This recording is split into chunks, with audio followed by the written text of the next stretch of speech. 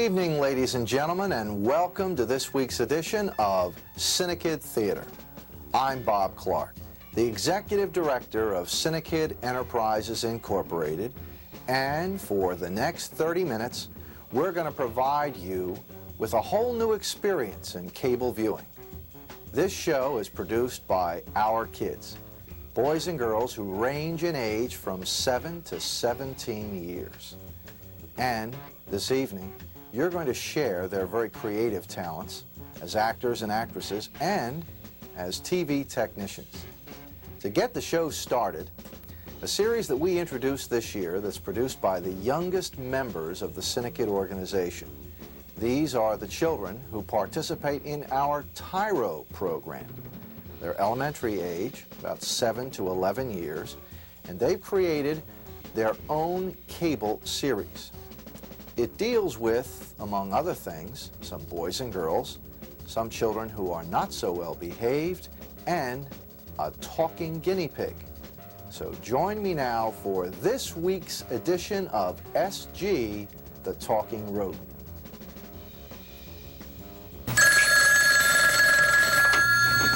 Hello?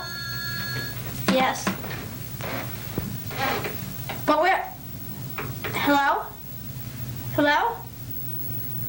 Who was on the phone? It was SG. He'd been kidnapped.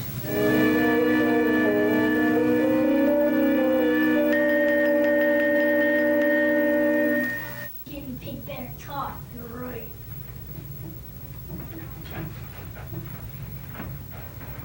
Come on, say your name. Give us the answers to the math problems. Yeah, what's the answer to number 3?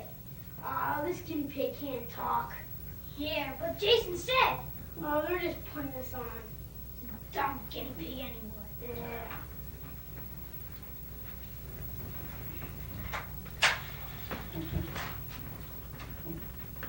And you're stupid. What'd you call me? I didn't call you anything. Yes, you did. You just called me stupid. I didn't call you stupid. Yes, you did. I did not. Better not have.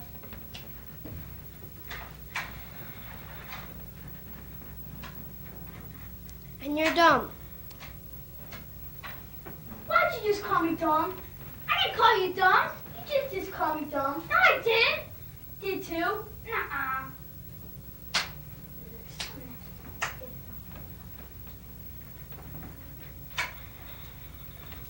And you're ugly.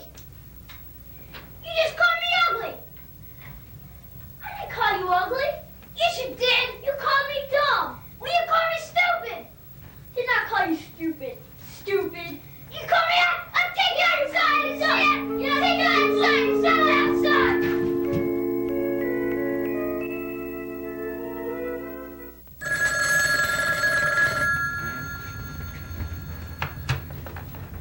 Hello? Yeah? They're around here somewhere. I've got to go get them. You know, where is this coming from? Eugene, stop playing with the phone. I just wanted to see how it worked. Well, who is it anyway? I don't know. It's for you. Well, why didn't you tell us? I don't know. I don't get nothing. I don't get any phone calls or anything. Hello? Yeah? Just a minute. It's SG. SG, where is he? Uh-huh. Okay, we'll be right over. Where is he? He's at Spike's clubhouse. Spike's clubhouse? We better get there quick. Come on, let's go.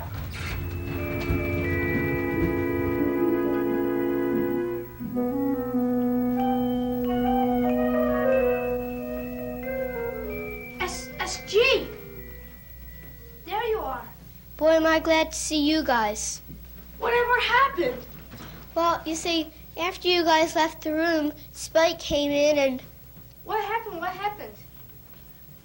What are you guys doing in our clubhouse? What are you guys doing with our guinea pig? Well, you see, he was helping us with our homework. Homework? Yeah. That's ridiculous. How can we get into how you with your homework? Well, I guess you want to take him home now. Yeah. And remember, don't you ever touch our guinea pig again. And remember, ever again.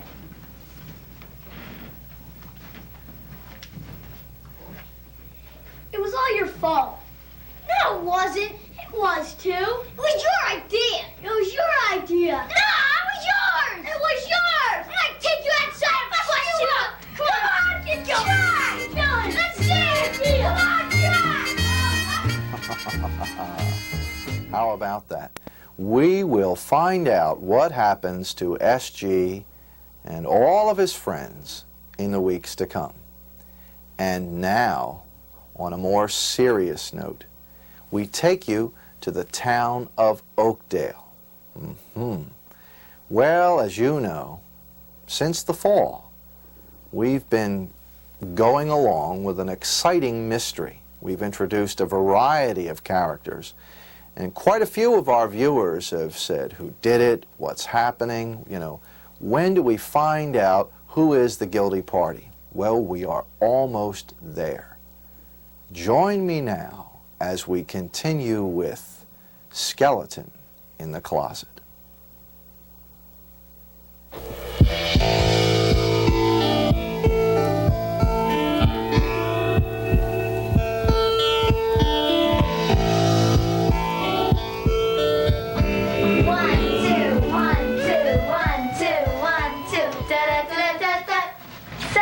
What'd you think? Great. Wonderful. We're going to breakfast now. Where'd you say that place was? Across the street. Over that way. See ya. Just across the street. Bye.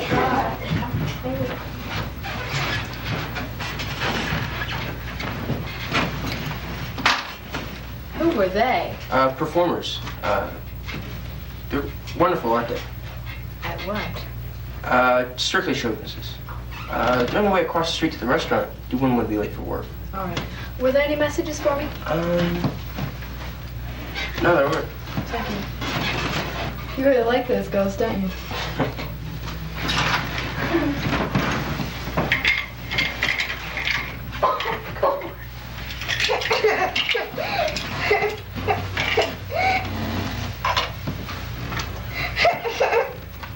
Bernice, what's wrong?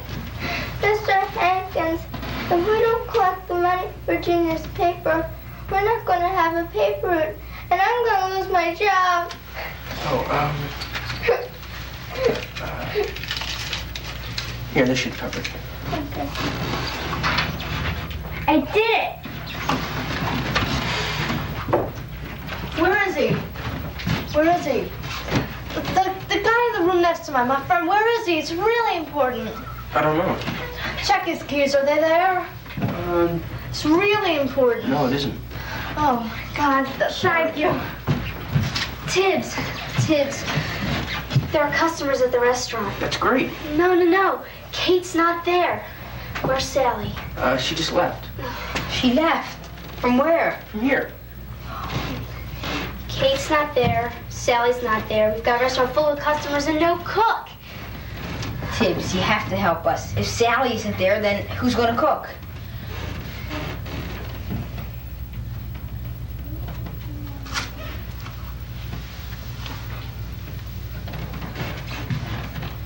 Oh, no. No, not me. Oh, yes, you. Mabel, not again.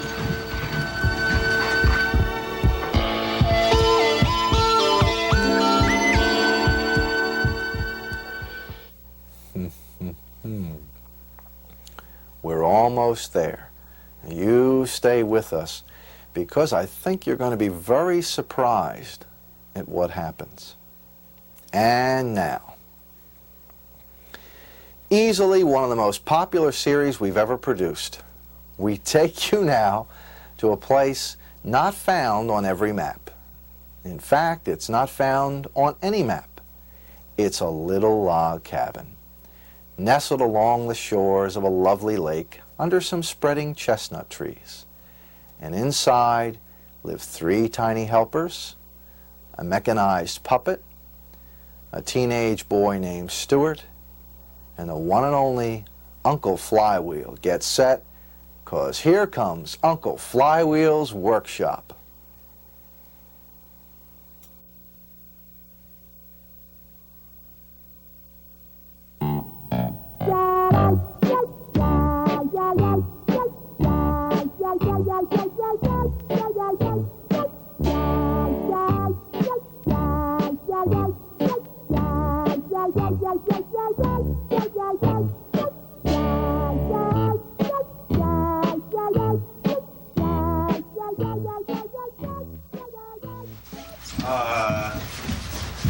No, I'm sorry. I don't know anything about putting in a transmission.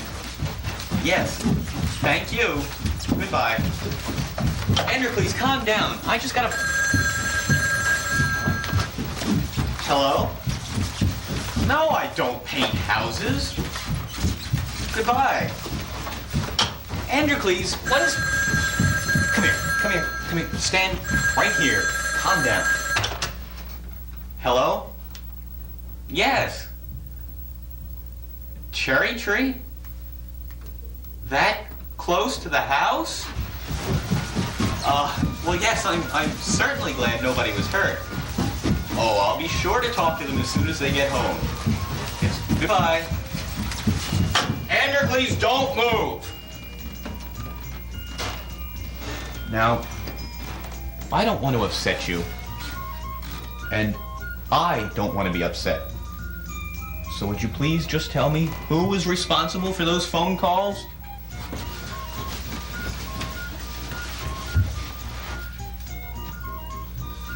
Television. Oh, no. Stewart.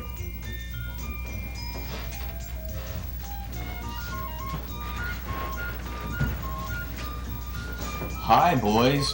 Hi, Father.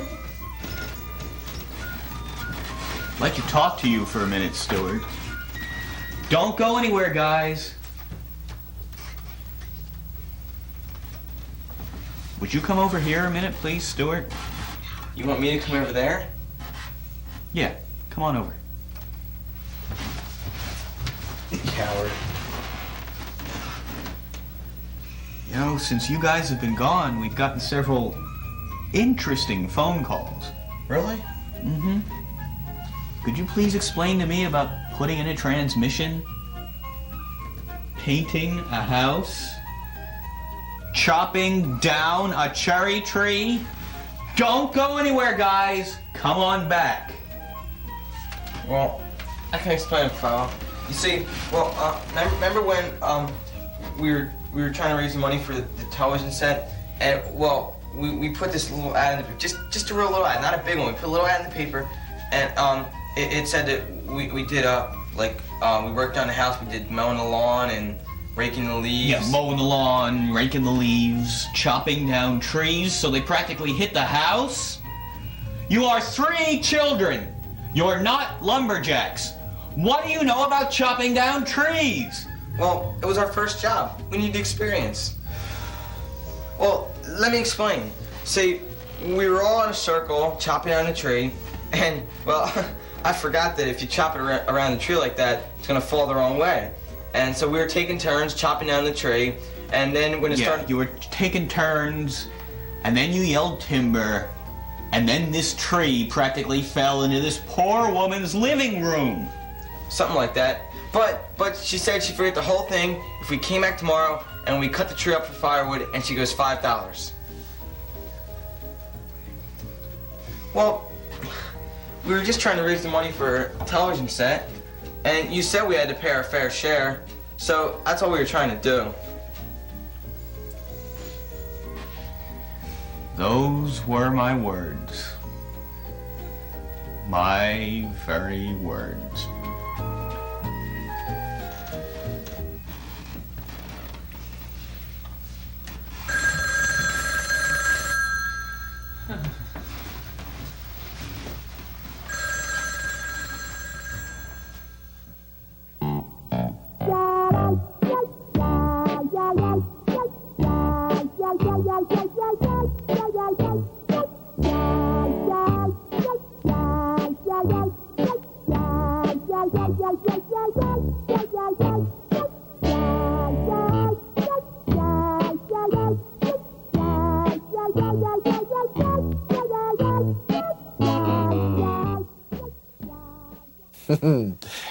I am sure there isn't a parent in the audience who hasn't dealt at one time or another with a situation where everybody else in the world has something. We're the only family on the block that doesn't have this or that or what have you. And good luck to Uncle Flywheel as he attempts in the weeks to come to instill some kind of financial sense into the little heads of the children who live in the workshop.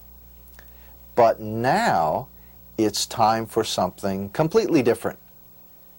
Our young Al Jolson has a brand new presentation this evening. I suppose most young people today are accustomed to travel by airplane, but there was a time not too long ago when one of the most famous of all excursions was traveling on the Robert E. Lee, famous enough to warrant a song. So here is young Matt Harlem as Jolie, and remember, you ain't seen nothing yet as Jolson sings again.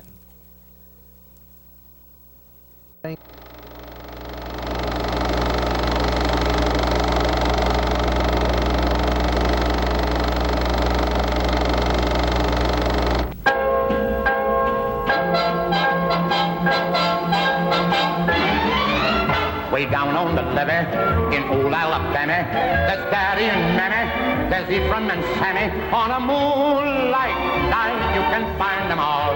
While they are waiting, the banjos are syncopating. What's that they're saying? What's that they're saying?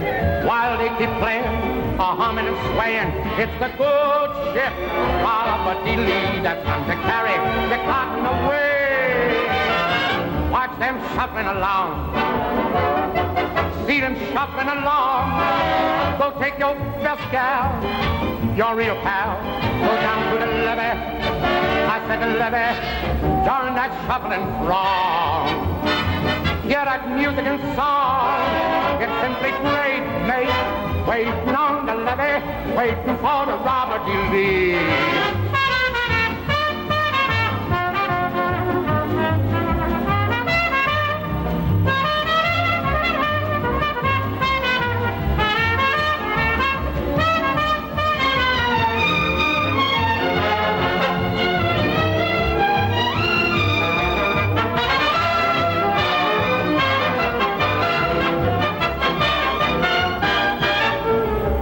Them shuffling along, see them shuffling along.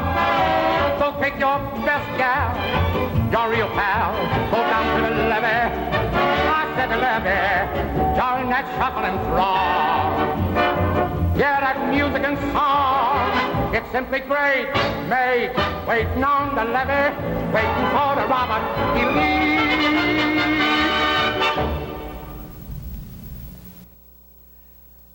We're very proud to be included in a number of events that take place in this particular area. A few weeks ago, the CINEKYD team visited the anniversary celebration of the Masons Mill Park. That's a lovely area, located about a mile from our campus. And interestingly enough, we probably have a little more going for us in terms of an appreciation for Masons Mill than just about anybody else. The Upper Moreland School District's Film Studies program, in fact the very nucleus for the idea that would become CINEKYD, began with a production that was made back in 1969 on that site. A few weeks ago, as friends and some of the area politicians and a number of people gathered to celebrate the occasion and see just how sophisticated this recreational area has become, young Dave Trachtenberg visited with Mrs. Charlotte Thomas, who has been an active part of this community's recreation program for a number of years.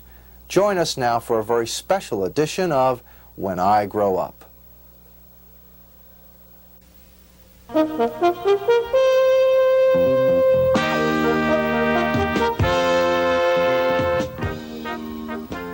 Hi, I'm David Trachtenberg for When I Grow Up. This week we have a special guest. Hi, I'm David Trachtenberg for When I Grow Up. This week we're at Masons Mill Park for its 10th anniversary, and we're talking with Charlotte Thomas. When did you first move to Upper Moreland? We moved here in 1963.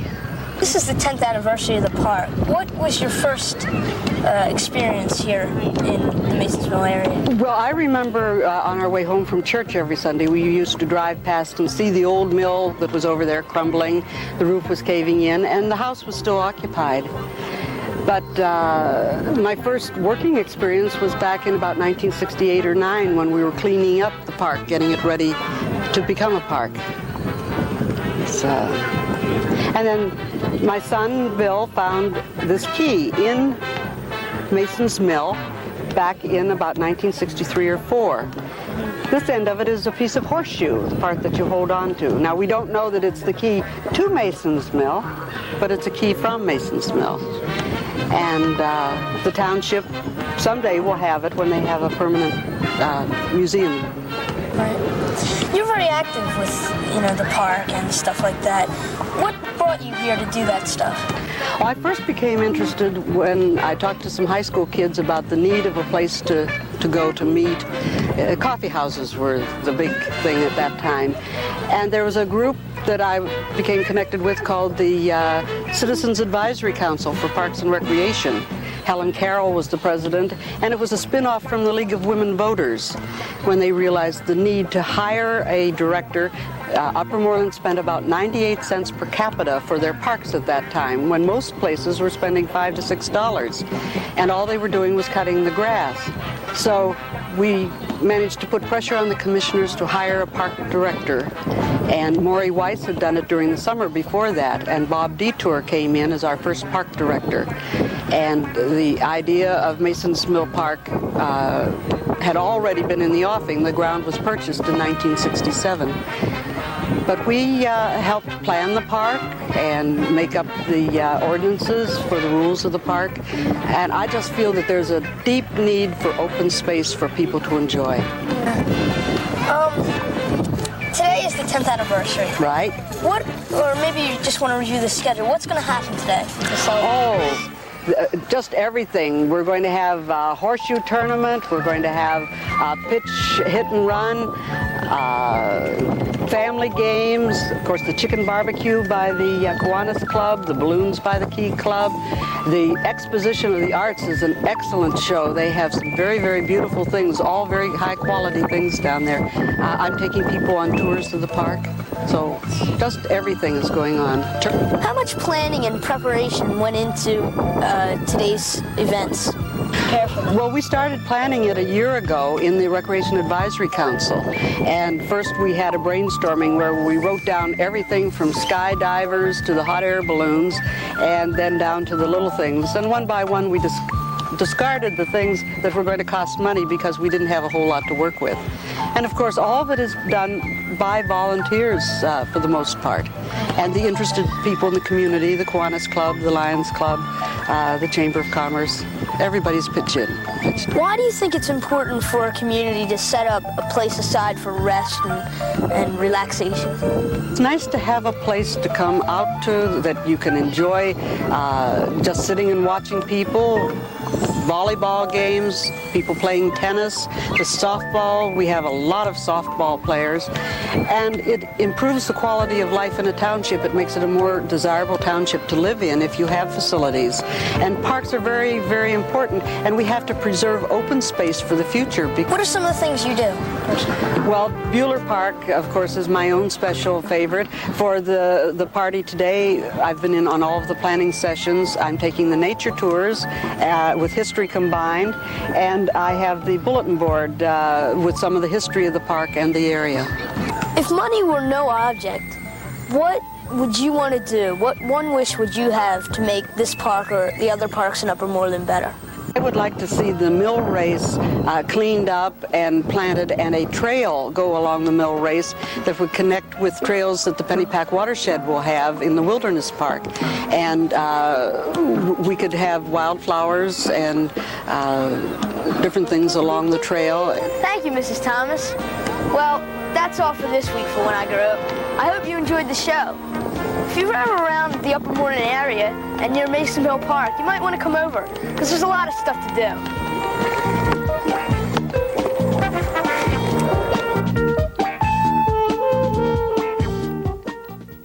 Thank you, Dave. And now, please join me as we go down the hallway and see what's on the CINEKYD bulletin board. Thank you, Mr. Clark. This Saturday night at 7:30, CINEKYD's Family Movie Night Series will present Phantomos, a fast-paced action feature produced right in this area. Directed by Robert J. Clark Jr. and starring Sean Murphy and CINEKYD's own staff member Dan Oceanreither, Phantomos combines all the elements of suspense and excitement that make for great movie entertainment. The plot centers around two brothers who, in reliving the legend of their father, try to avenge a mysterious supercriminal known only as the Raven. Tickets are $1.75 in advance and $2 at the door. Join us in the Gordon Odeon for CINEKYD's own Phantomos this Saturday night. For tickets or more information, call 659-4696. This Friday night at 7:30, CINEKYD will hold its first annual film festival and reception in the Roger L. Gordon Odeon. This special night will feature two award-winning films, 8 Man by Todd Irwin and The Kite, a CINEKYD production that took first place in the Miami International Film Festival in 1979. Also featured will be films by David Rosenthal, Chris Wilson, and Frank Smith. Everyone is invited to attend. The $1 donation goes to support student programs. For more information, call 659-4696. I really hope that you'll be able to join us for some of the great activities we have here at CINEKYD. There's just nothing like this place. And I'm especially hopeful that you can take advantage of the fact that our film festival this Friday night and open to the general public is just the kind of thing that a student filmmaker would find interesting. We don't pretend that every motion picture is deserving of the Hollywood treatment, but they certainly are imaginative. And then, of course, on Saturday night, a film that has become a classic in its own time, the one and only Phantomos. If you've not seen this film, you really should come out. This is excitement and drama and glamour and special effects. Tremendous. Made entirely by kids. There's two events, one on Friday night, one on Saturday, right here at CINEKYD. And don't forget, our summer courses are really filling up rapidly, but there's still room for any youngster between the ages of 7 and 17 who'd like to get involved with movies and television and radio. And the easiest way to do that is, of course, to give the office a call, and we'll be very happy to send you a brochure. Until next week then, same time and same cable channel, this is Bob Clark. Good night, and God bless.